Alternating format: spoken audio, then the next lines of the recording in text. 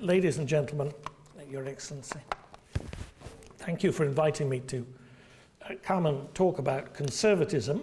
And I want to focus, we're all clear coming through, on three questions. What is conservatism? How did it evolve? And how should it be applied today? And I want to spend more time talking about the pioneers of conservative thought than about the practitioners of conservative politics, though they'll get a look in as well. But before that, I want to mention two sets of problems, one of which John has tangentially mentioned. One is about conservatism itself. As the name suggests, to be conservative, to be a conservative, is to wish to conserve. But to conserve what? Well, different answers can and should be given in different countries and cultures to that question. What you want to conserve in Hungary will be different from what Britain wants to conserve, for example. Yet that isn't really the problem. In fact, that's not a problem at all. It's a demonstration of the concept's adaptability and thus usefulness. The problem stems from the fact that you can't conserve everything. So which bits do you conserve? The superficial and inadequate answer is that you conserve the best.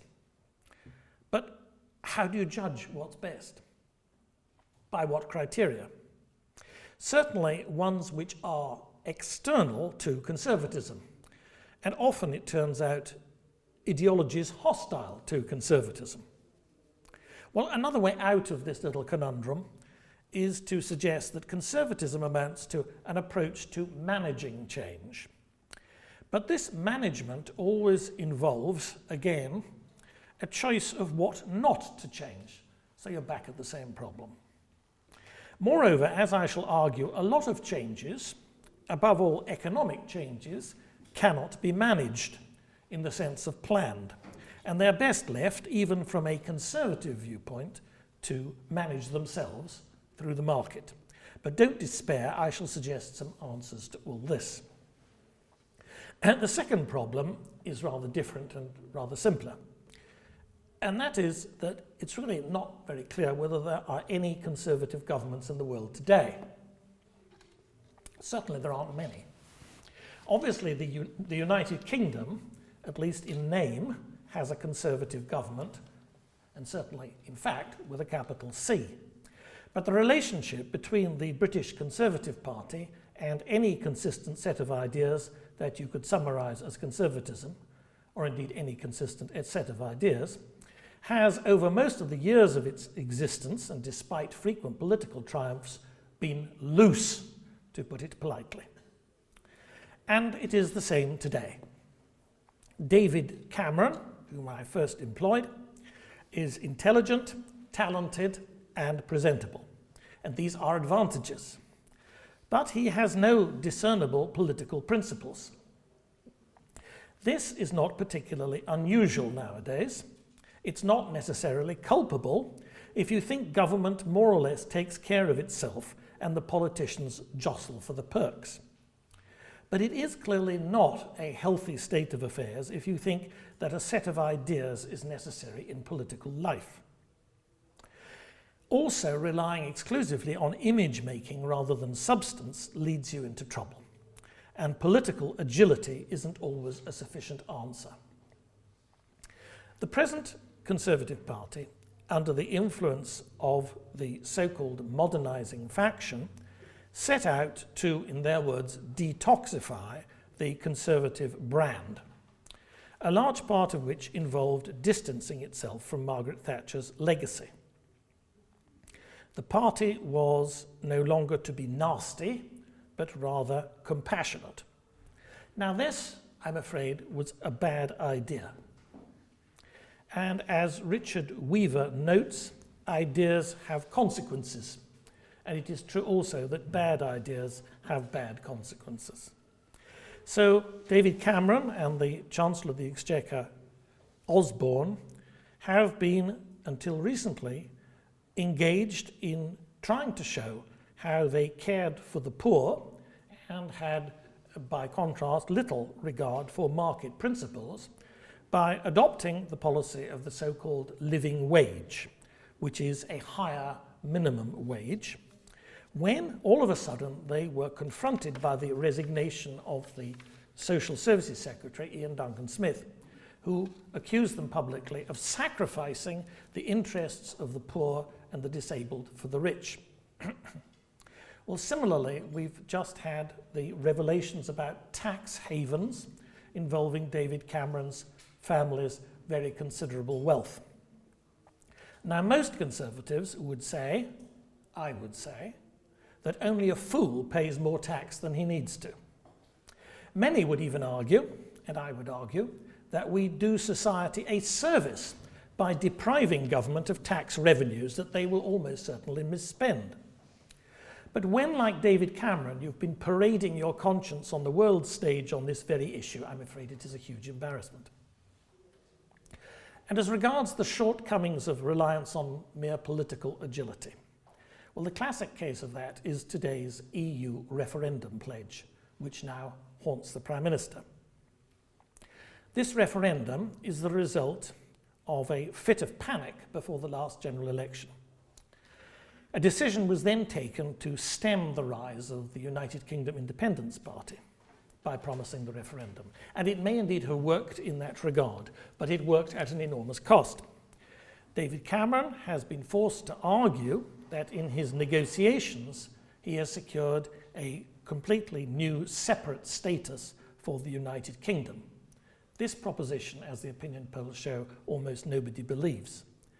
Not even those who want Britain to stay in the European Union refer to the doubtful and limited changes that he has achieved.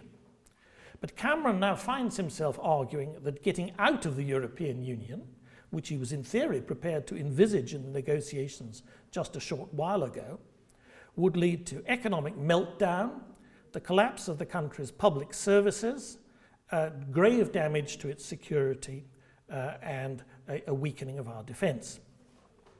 Well, one effect of this within the Conservative Party is almost certainly to ensure that his successor will not be of his way of thinking, and that goes for whether the referendum leads to a Brexit or not. And of course, if the Prime Minister loses the referendum, out he will go. Now, what I'm really saying is that this was not necessary. It was the result of failing to fight on a consistent Conservative platform. The Conservative Party won the last general election by fighting a hardline anti-socialist campaign. This is not new to them. In 1959, Harold Macmillan did the same. In 1987, Mrs. Thatcher did the same, and the theme was really very simple. It was that everything's fine, don't let Labour ruin it. And on all these occasions, it succeeded. It succeeded in this last case perhaps too well, because the Labour Party is now genuinely unfit for government with an unreformed Marxist at its head. The Conservatives won 37% of the vote, the Labour Party 30%, and so the Tories got an unexpected 12-seat majority. But it's worth noting that the United Kingdom Independence Party still got 13%. Now, most of that vote was lost, despite the European referendum pledge, because Cameron had earlier willfully, it is worth noting, willfully outraged grassroots Conservative supporters, including the local parties, which are important in the Conservative setup, by the raucous and insulting way in which he took up the cause of same-sex marriage. Now, he did this out of no evident earlier conviction about the matter. He did it in order to demonstrate his liberal credentials, and he wrongly assumed that he could take his Conservative supporters for granted, and he forgot about the UKIP option. And so it is a mess. And being such a mess, I don't think that, though the details are, I think, of some interest to you, I hope so, I don't think that one could therefore look to today's Conservative Party as a functioning model of conservatism. Well, conservatism, both the word and the actions surrounding that word exist in a somewhat different but associated way in, of course, the United States. But I'm not sure that there is much to learn from that either. After all, which element in today's squabbling Republican family is actually conservative? On foreign trade, on foreign policy, on social affairs, on the size of government, more broadly, I suppose, on the attitude taken towards the whole prevailing political system and constitutional setup, the way that government functions in the United States. So I think these are matters of interest and importance, but I don't think they're very useful for elucidating my current topic. In Europe, closer to home, elements of conservatism concerned with culture, society, and nationhood, including a refusal to allow the incursion of overwhelming numbers of migrants, only some of whom can properly be regarded as refugees, are evident in Central European states such as Hungary, Poland, and most recently and still rather tenuously Croatia. Now, one proof that there is something conservative in all of this is that despite their different views about policy matters, for example, relations with Russia, all these governments are now on the receiving end of coordinated attacks on their legitimacy by the left.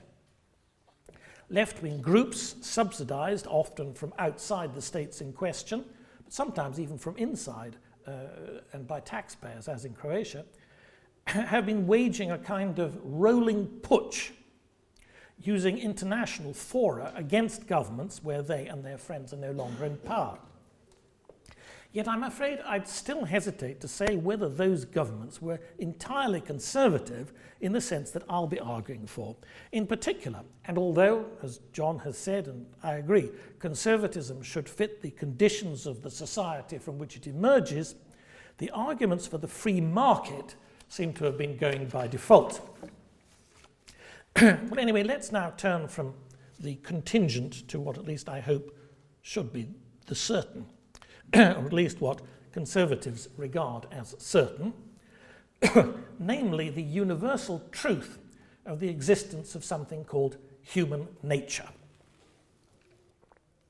Human nature exists. It exists, but it doesn't overwhelm the distinctness of the individual, whose identity and potential and whose rights and duties are also real and not illusory. Nor does it get in the way of, but is rather mediated through culture, including national identity. Human nature describes and defines the basic truths about human beings as a whole. Knowing it and working with the grain of it must therefore be the basis of organizing humanity successfully.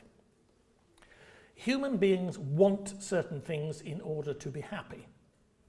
They need certain things in order to be secure. They will abuse certain things, including their own freedom, unless a framework of internal and external order is provided. A conservative understands all this, even if he couldn't necessarily hold a long conversation about it. Conservatism, therefore, starts as a disposition or outlook. This is sometimes forgotten and overlooked nowadays, and it shouldn't be. A good starting point is offered by the British philosopher Michael Oakeshott, who captures the core reality in this well-known passage, and I quote, "To be conservative is to prefer the familiar to the unknown, to prefer the tried to the untried, fact to mystery, the actual to the possible, the limited to the unbounded, the near to the distant, the sufficient to the superabundant, the convenient to the perfect, present laughter to utopian bliss. Familiar relationships and loyalties will be preferred to the allure of more profitable attachments. To acquire and to enlarge will be less important than to keep, to cultivate, and to enjoy. The grief of loss will be more acute than the excitement of novelty or promise. It is to be equal to one's own fortune, to live at the level of one's own means, to be content with the want of greater perfection which belongs alike to oneself and one's circumstances. Well, perhaps the most important observation about this philosophy, and it is a philosophy, is that to the extent that such a thing is possible in this world, it is an outlook that should make us happy. And this is because it is sane. Sanity is the only basis for happiness, and sanity has never been more precious than in today's mad world. Moreover, such an outlook is resilient and realistic.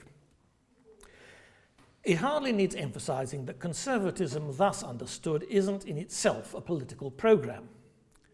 The link between the conservative mind and politics, including contemporary party politics, is indirect, and it stems from the conservative attitude to change, which I've already touched on.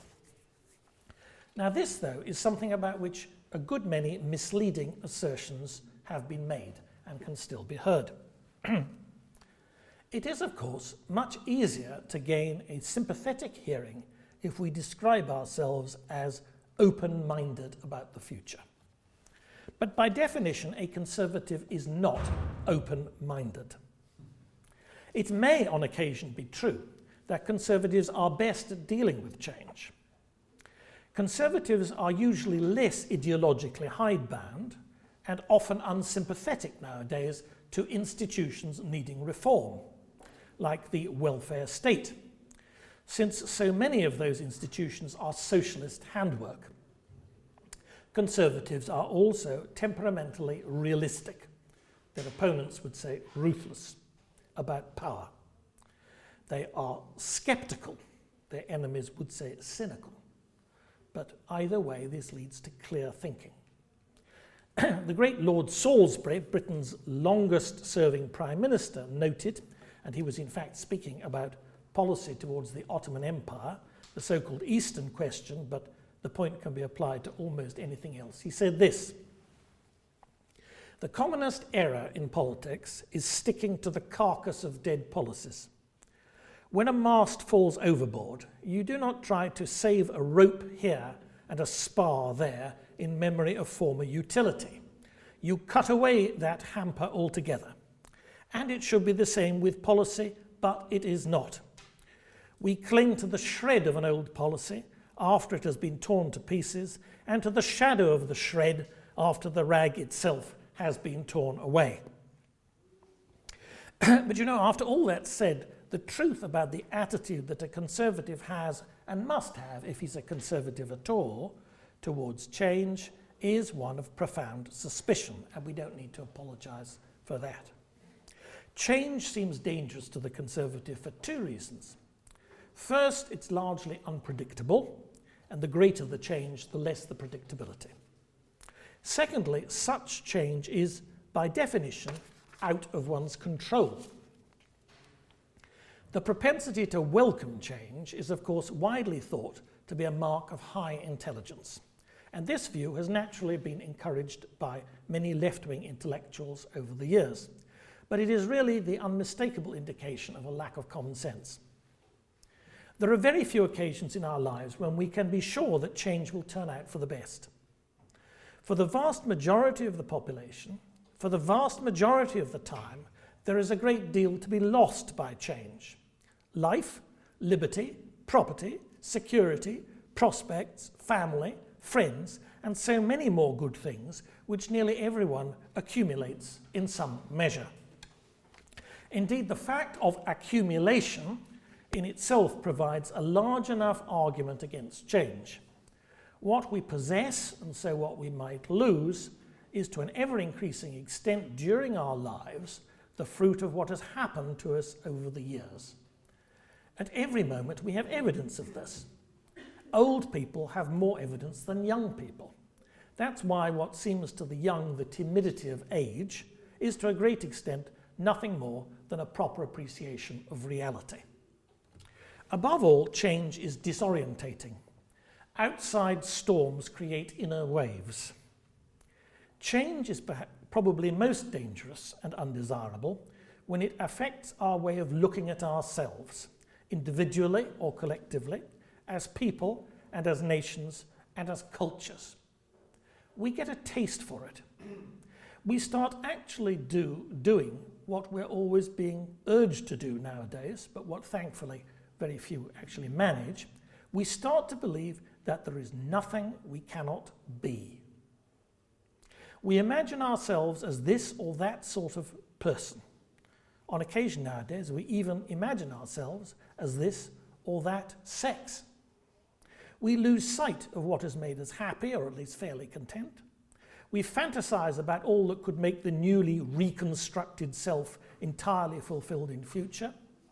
And we then pursue some goal which even a modest degree of self-knowledge would have revealed to be unattainable or undesirable.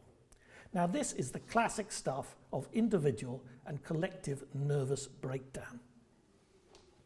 I want to add one little rider to this, by anticipation, as it were. And that is that when we add the vital element of the free market economy to conservatism, some of this changes. Through the free market, we can indeed change our position in the economy, we can change our position in society, we can improve our lives, and we can improve the lives of others.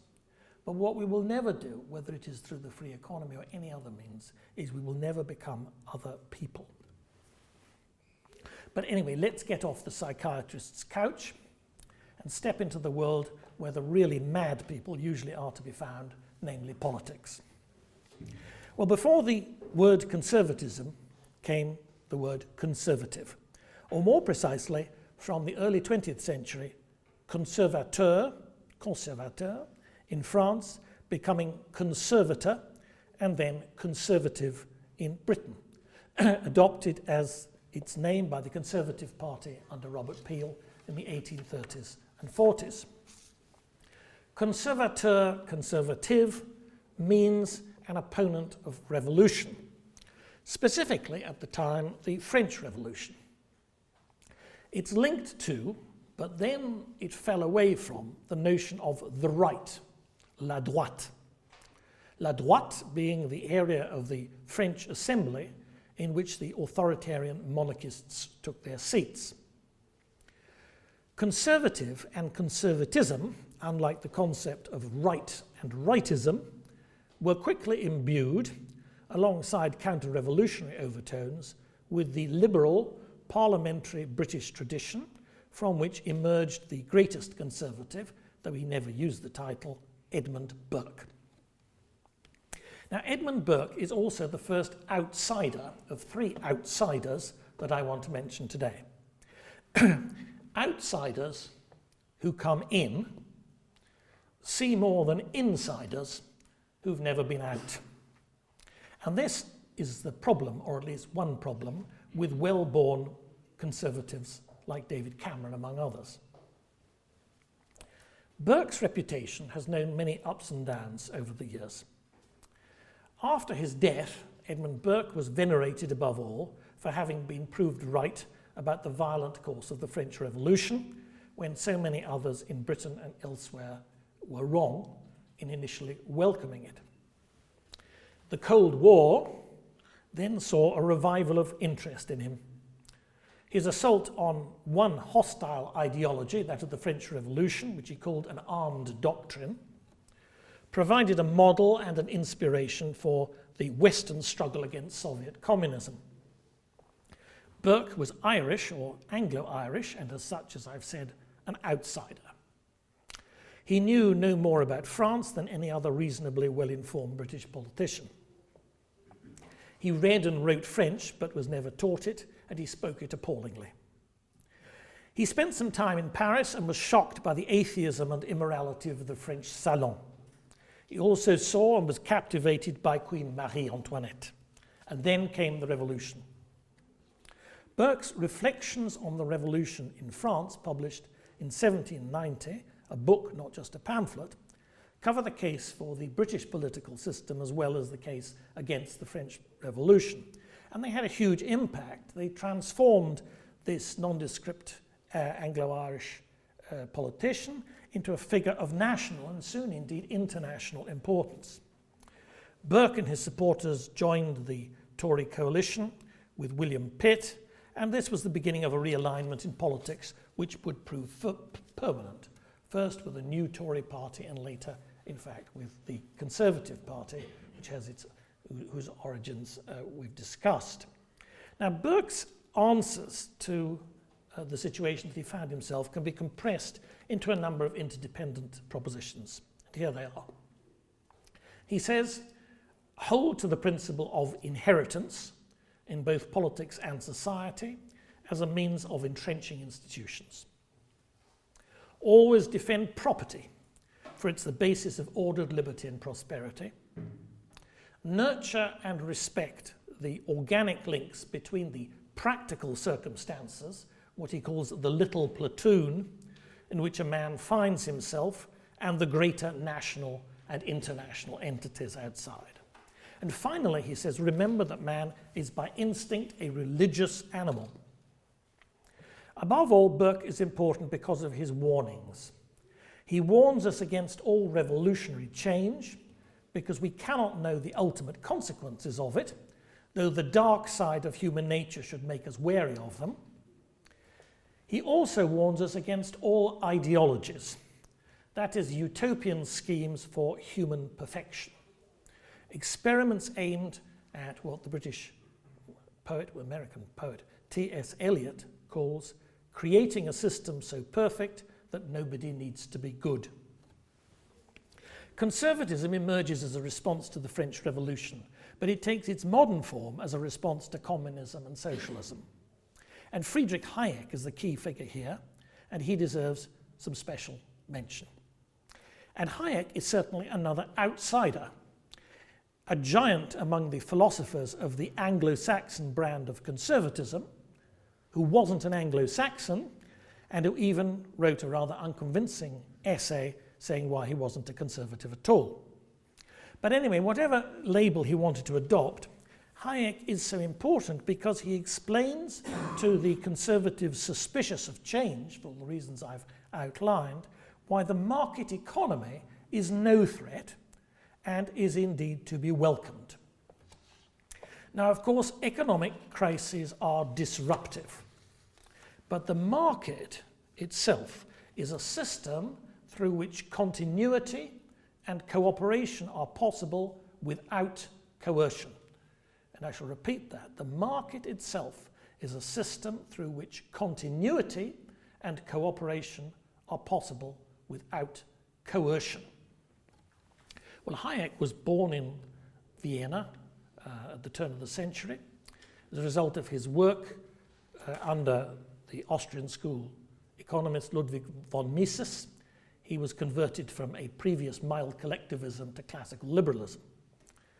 He came to the London School of Economics in London in 1931. He admired Britain and its values and became a naturalised British citizen in 1938. In 1944, he published the first of 3 books for which he's most widely admired, The Road to Serfdom. Hayek's theories were vulgarised by none other than Winston Churchill. Churchill had heard of the arguments in The Road to Serfdom, though he hadn't read the book, typically. In a famous broadcast during the 1945 British general election campaign, Churchill confused Hayek's core argument about how economic planning leads inexorably to more and more government intervention and so becomes a threat to freedom, with the quite separate suggestion that, as Churchill improbably claimed, some kind of Gestapo will be needed to enforce a Labour government's economic policies. Not for the last time, the British Conservative Party helped to discredit philosophically conservative arguments. Hayek's inspiration also lay behind the creation of the Institute of Economic Affairs in 1956, without which the later Thatcher revolution would have been impossible. In 1974, he was awarded the Nobel Prize in Economics, and he wrote his final important work, Law, Legislation and Liberty, 5 years later. And Hayek's timing at this point was politically spot on, because it was at this stage that Margaret Thatcher became Prime Minister of the United Kingdom in 1979 and Ronald Reagan President of the United States the following year.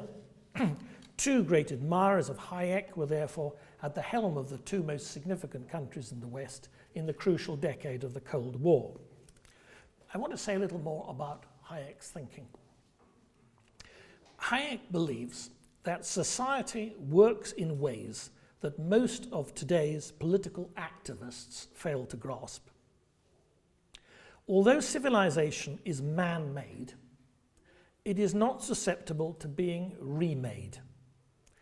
This is because our attitudes, customs, and institutions have evolved, and the term is important, in complex ways as the result of trial and error over many centuries, from long before records were kept.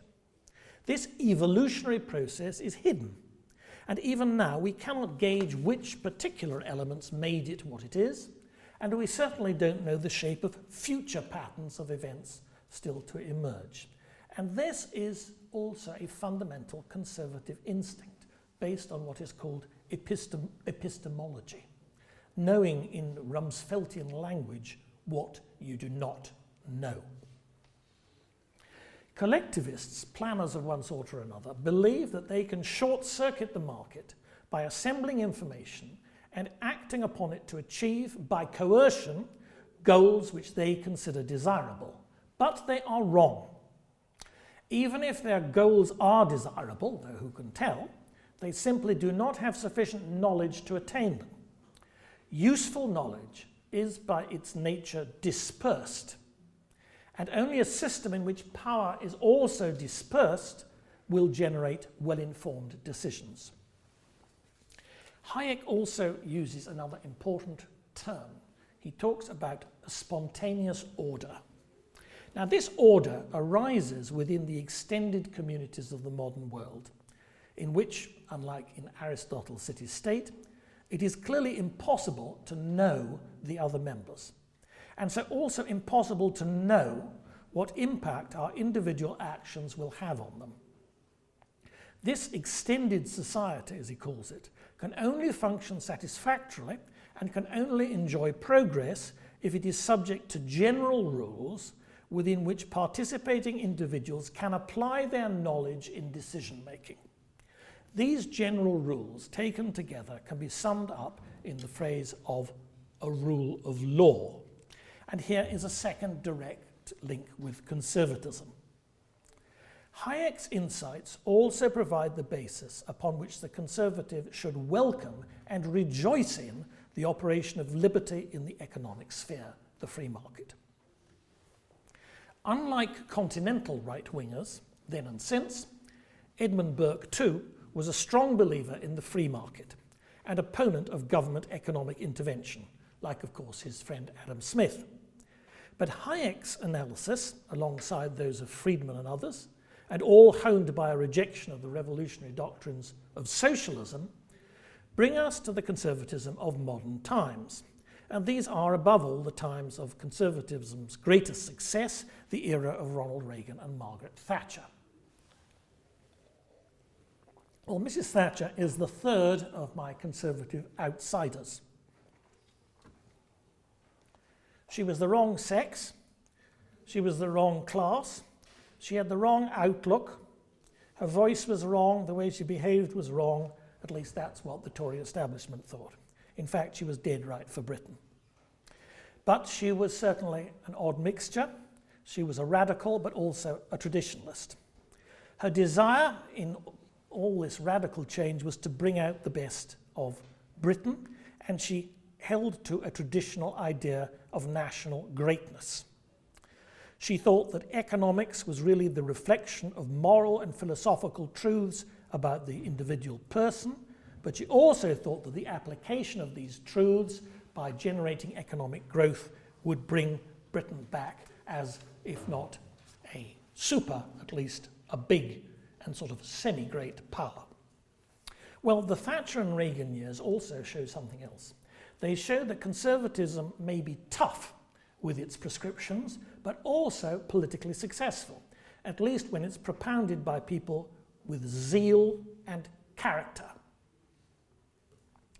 Experience shows that cultural conservatism is not usually enough to win elections and wield power. But in the form of the Anglo-Saxon tradition, it doesn't need to be enough because of economic liberalism. The blessings and bounty of the market help conservatives along. And this is because the freest economies are the most successful, at least over the medium term. In the words of Tony Blair, who at least was right about this, we know what works, to which I add, capitalism works. Moreover, it works politically. It fills people's pockets and the state's coffers without high taxes. Thatcher and Reagan represent the high point of conservatism in practice. Neither was a philosopher, though both understood the power of ideas. They were what I would call all-round conservatives, though of their own particular time and place. Their policies combined a reduction in the size of government and taxes and regulations on the one hand, with strong foreign and defence policies on the other, while recognising the importance of strong families and the traditional framework of society. Well, times have changed. The issues for conservatives were clearer then because of the Cold War. First, because that conflict, the Cold War, was fought as a total ideological war against socialism abroad and at home. And secondly, because this Cold War anti-socialist alliance, which was generated, was carefully maintained even among people who might, and as it turned out did, disagree about other fundamental matters. And so after the Cold War, two things happened. The first was that liberalism emerged triumphant in the struggle against socialist collectivism. But as part of that triumph, a ferocious civil war broke out within liberalism. Now this war, which still continues, was about the definition and implication of the concept of rights, particularly group rights, on occasion sexual rights, the right to equality of opportunity, the right to be and do whatever the individual wants to be and do. Duties, the other concomitant of rights for all conservatives, from Burke to Thatcher, somehow fell out of the discussion. So now there are economic liberals, often misleadingly described as libertarians, who don't care about non-economic issues much of at all. There are social liberals who don't care about the free economy. There are, especially in Catholic countries, but elsewhere too, and certainly in Hungary, militant secularist liberals who have an unquenchable animus against the church or indeed against Christians of any kind participating in the public square. And there are also an awful lot of leftists, or indeed communists and post-communists who call themselves liberals and pursue the old revolutionary agenda within the now open society, I think the term is, rather than through the coercive power of the closed socialist state. And this is, of course, particularly the case where there has been no lustration and where the old communist networks operate covertly but effectively. The second post-Cold War development which impacts on conservatism has been the power grab by the European Union. The European Common Market, which contributed little to winning the Cold War, quickly remodeled itself into a quasi-state to take advantage of the outcome. The economic and social consequences of this have been extremely damaging, as the fate of the Eurozone and the Schengen Agreement confirm. But the most important feature of this power grab from the point of view of conservatism is the way in which it delegitimized and sought to suck the powers and self-confidence from nation states. The irony that this drive for bureaucratic centralization would most affect the very nations struggling to liberate themselves from communism was pointed out a long while ago by Margaret Thatcher in her Bruges speech in 1988. Well, that prediction is now a fact. though under the stress of the refugee crisis, the nations of ex-communist Europe have been fighting back. Conservatives in Europe, I suggest, have to think more seriously and calmly about nationhood. Now, the Americans are a bad example or guide in all this. They use the word nation as a substitute for state, and from their own limited experience, they don't think that differences of language, origin, religion, in a word, culture, are particularly important, but they are. Now, wars and terrible wars have been fought about national interest and using national slogans. But the truth is that whatever men feel strongly enough about, they will ultimately kill for. The surest sign that love has gone cold is when you can insult the objects of love with impunity. Political institutions, like all enduring institutions, have to be built on loyalty, on the heart, as well as formal prescription. One should not be naive. History can repeat itself. But disinventing nations is as counterproductive as reinventing human nature. Moreover, nationhood is nowadays the principal means whereby one generation passes on its own values to the next. It is the most important universal agency of conservatism. So finally, does conservatism have a future? Are today's problems for conservatism transitional? Yes, and yes. But you need dynamic leaders, politicians who can think as well as act. And you also need unity, I suggest, in the conservative cause. Economic liberals need social traditionalists, including Christians. Social traditionalists need economic liberals, including non-believers. Both need a mature sense of nationhood and an intelligent determination to apply it within the increasingly shaky and dysfunctional European framework. The Anglo-Saxon world invented conservatism, but has largely failed it, at least for the present. This makes what happens in Central and Eastern Europe of more than regional importance. The special complication, but also special interest and value of what happens here is that the model of the bureaucratic, centralized Europe of the EU is in disarray. It is a failed model. But no one knows how to admit it, let alone reform it. Britain isn't going to be part of that, whatever happens in the referendum. Hungary, Poland, and their neighbours are. This rethinking also involves rescuing the Christian roots of Europe, which the European elite, after years of hypocritical prevarication, now rejects.